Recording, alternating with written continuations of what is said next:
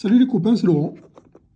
Alors, aujourd'hui, je me suis dit, je vais vous faire un petit retour sur cette montre, parce que ça fait un mois maintenant que je l'ai, donc j'avais déjà fait une vidéo sur l'unboxing, hein. D'ailleurs, c'était la première vidéo de la chaîne. Et puis je me suis dit, ça peut toujours être intéressant de vous faire une vidéo un mois plus tard, parce que j'ai relevé quelques petits côtés négatifs sur cette montre. Et puis voilà, écoutez, je vais tout simplement vous les faire partager. Alors, je vais faire au mieux, parce que je viens de faire cette vidéo-là, pendant 10 minutes, j'ai parlé tout seul. Il n'y a pas eu de couac, il n'y a pas eu de... J'étais fier de moi.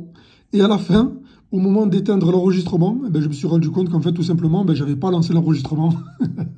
Je parlais tout seul. Voilà, je m'énerve, sincèrement. Mais bon, on va essayer voilà, de retrouver les termes précédents. Donc c'est une montre, ben, je ne m'en lasse pas. Voilà, je la trouve absolument magnifique. Sincèrement, j'ai toujours plaisir à la regarder. Voilà, sur les 30 derniers jours, j'ai dû la porter peut-être 20 jours. Et je m'en lasse pas. Voilà. Sincèrement, cette petite forme un peu secoupe, ce verre d'homme, ce cadran noir profond, les index qui s'illuminent dès qu'on passe dans une pièce assez sombre. Non, je la trouve... j'ai que des beaux retours dessus d'ailleurs. Et puis, alors je trouve qu'elle doit sûrement faire mieux en vrai, au poignet, que sur vidéo. Parce qu'elle paraît assez simple, mais elle a plein de détails super sympas. Vous voyez, vu qu'elle allie un peu le bracelet et le poli, etc. Non, sincèrement, c'est une montre que je me lasse pas de regarder, hein. Vraiment très jolie. Donc les petits points négatifs que j'ai trouvés sur cette montre, ben écoutez, déjà c'est au niveau de la couronne. Vu qu'elle est vissée, le souci qu'il y a quand on règle l'heure, et ben en fait, vous voyez la lunette, elle déborde un petit peu sur le boîtier. Alors ça a son charme, hein, ça donne ce petit effet un petit peu, ben, moi j'appelle ça secoupe. Mais voilà, quand on va pour revisser la couronne, et ben on se heurte, vous voyez, à la lunette. Et parfois c'est pas pratique parce qu'il faut s'y reprendre une ou deux fois. Donc voilà, c'est le petit côté pas très fluide qu'il y a avec cette couronne. Mais bon, c'est pas très dérangeant, hein, c'est un coup à prendre en soi. Mais voilà, je l'ai noté, donc bah écoutez, je vous en parle. J'adore ce fond de boîte. Et ensuite, deuxième point négatif, parce que j'en ai trouvé que deux. Alors, elles tiennent très bien l'heure. Voilà, on est bien au-delà des 42 heures de réserve de marche, même si c'est annoncé 38 sur le site. Voilà, moi quand je ne la porte pas pendant 2 jours, eh bien, écoutez, elle tourne encore. Donc, parfait.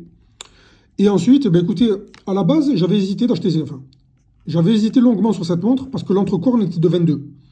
Alors, vu que je voulais une montre assez fine et assez... voilà. Le petit côté vintage en 39 mm, je voulais qu'il aille jusque sur le bracelet. Alors certes, sur le bracelet d'origine, vous voyez, il s'affine, on part de 22, mais il s'affine jusqu'à 18 ou 16. Donc c'est pas très dérangeant, on garde cet aspect fin au poignet. Mais sur un bracelet type NATO, on va dire, en nylon et autres, eh bien, on garde ce diamètre jusqu'à la boucle.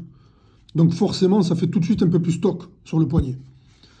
Vous voyez, hop, en comparaison de la boucle d'origine et de la boucle d'un NATO, vous voyez, on est pratiquement sur le double.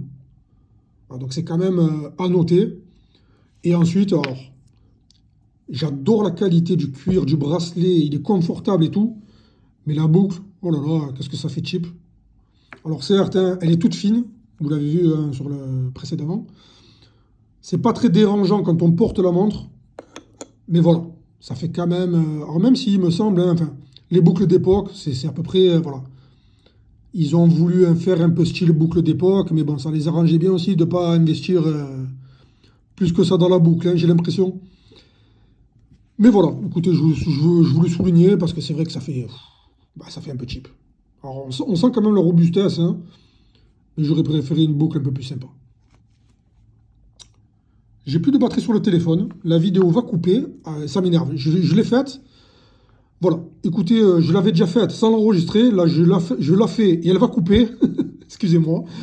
Voilà, donc écoutez les amis, c'était tout pour cette glycine, j'espère que la vidéo vous aura plu. Et puis, foncez, vous ne serez pas déçus. Allez, bonne journée.